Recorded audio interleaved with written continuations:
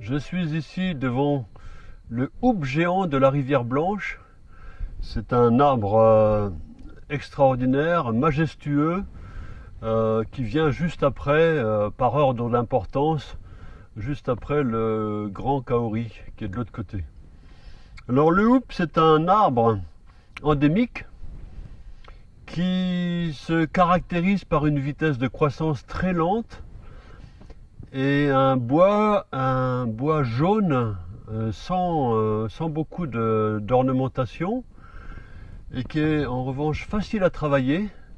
Et la caractéristique principale, c'est qu'il ne pourrit pas. Il est classé comme imputrescible.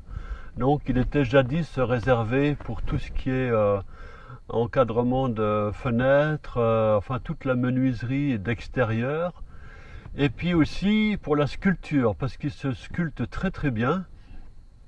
Et c'est un arbre malheureusement qui a été surexploité et qu'on trouve de moins en moins dans les forêts naturelles.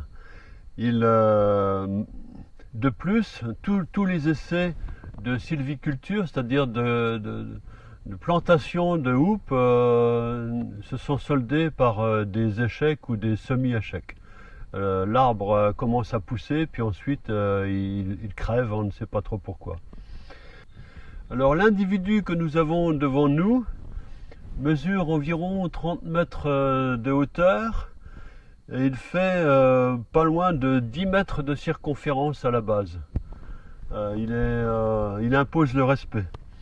Et on peut constater aussi qu'il y a des arbres qui sont probablement ce qu'on appelle le bois tabou, qui monte à l'escalade de cet arbre et qui s'installe là-haut, un peu comme fait le bagnan. Il a une écorce rougeâtre, rouge cuivré, ce qui permet de le reconnaître facilement. Et son latex est jaune fluo.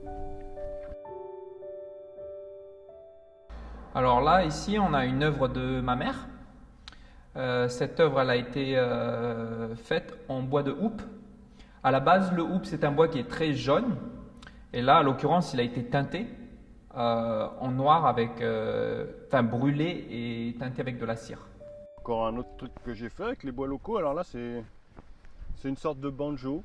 C'est un croisement entre un banjo et un shamisen japonais.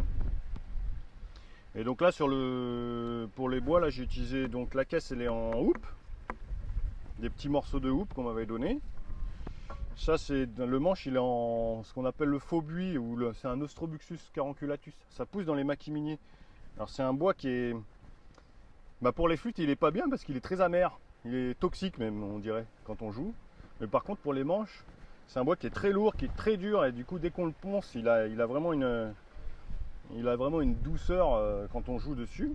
Donc voilà. Après les manches, c'est voilà, différents types de bois. Il y a du potch, il y a encore de l'Ostrobuxus. Le chevalet c'est du bois tabou, du potch aussi. Et voilà. Et ça sonne, ça sonne. Ça sonne. Là il doit pas être accordé, mais.